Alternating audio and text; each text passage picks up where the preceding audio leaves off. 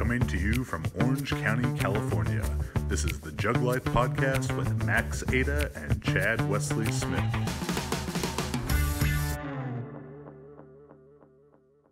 The organizers had said, hey, look, we want to do something special for you because we think you got totally screwed.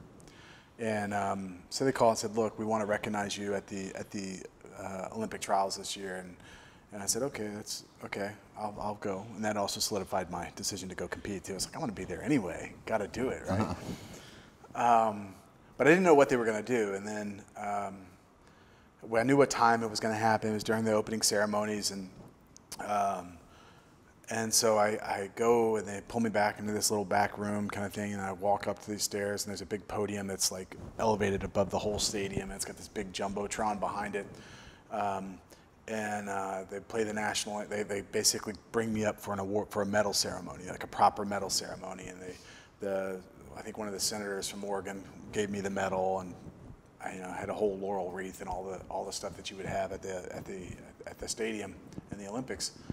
And they play the national anthem, and a big, a B-1 bomber or something, it was massive, comes flying right over and does a flyby right at the finish of the national anthem. And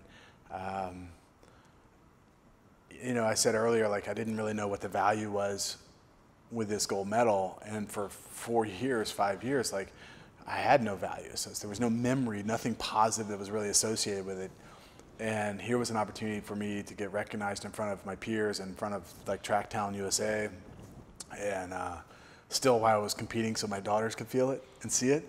Yeah, and while your daughters were old enough to kind of understand what was like, Daddy, he spins around in the circle and throws the ball, but I think that they were old enough then to sort of get what was going on.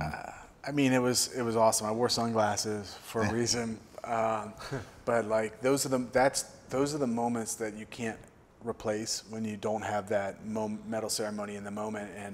And I think that's ultimately, like, when I was thinking about what's the capstone to my Olympic career, I always had that medal ceremony as like, that would be the perfect thing, like to hear the national anthem and then be done.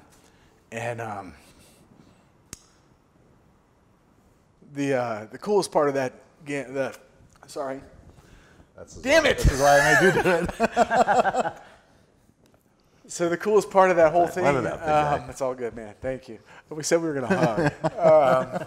The coolest part of that whole event to me was when one of the younger shot putters, Joe Kovacs, came up to me after I threw, because I threw right after that. And he said, I just want to say it was an honor to compete against you, and the first time that you've been announced as the Olympic champion